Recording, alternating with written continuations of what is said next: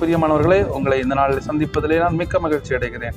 ஆண்டவராய் இயேசு கிறிஸ்துவுக்குள் நீங்கள் யாவரும் சந்தோஷமாய் சமாதானமாய் இருக்கிறீர்கள் என்று விசுவாசிக்கிறேன்.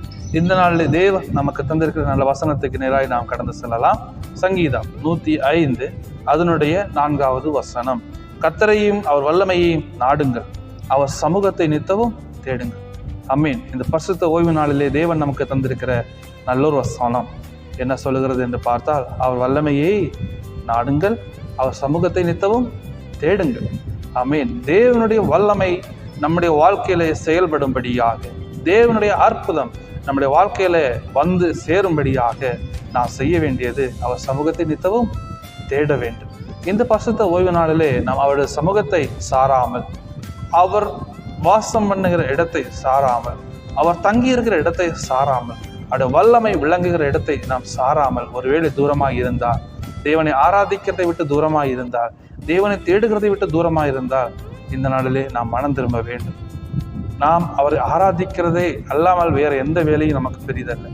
தேவனை ஆராதிக்கிற இந்த நாளிலே நமக்கு தேவனை ஆராதிக்கிறது தான் முக்கியமான காரியம்.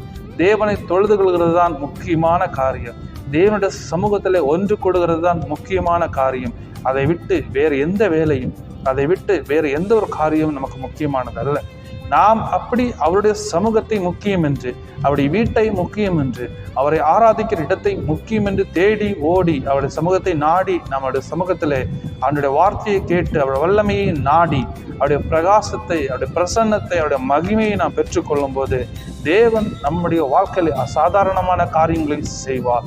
நித்தமும் நாம் அவரை தேடுகிறவர்களாய் காணப்படுவோமே. ஆனால் அவர் நம்முடைய வாழ்க்கையில மிகப்பெரிய காரியங்களை, அற்புதங்களை செய்ய வல்லமை உள்ள தேவர்களாய் காணப்படுகிறார்.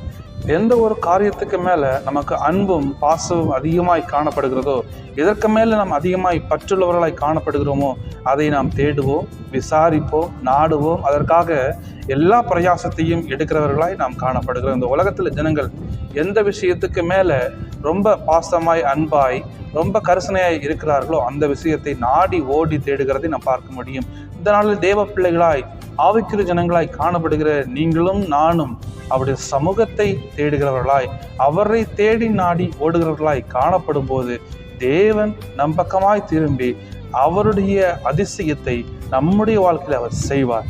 அவருடைய புயம் நம்ம கூட இருக்கும். அவருடைய வலதுகரம் நம்மை வழி நடத்தும்.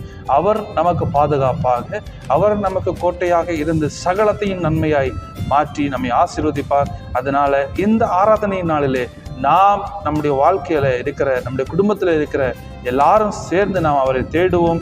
ஒன்று சேர்ந்து நாம் அவரை துதிப்போம். நிச்சயம் தேவன் நம்முடைய வாழ்க்கையில பெரிய காரியங்களை செய்வார். அற்புதங்கள், அதிசயங்களை நாம் காண்போம்.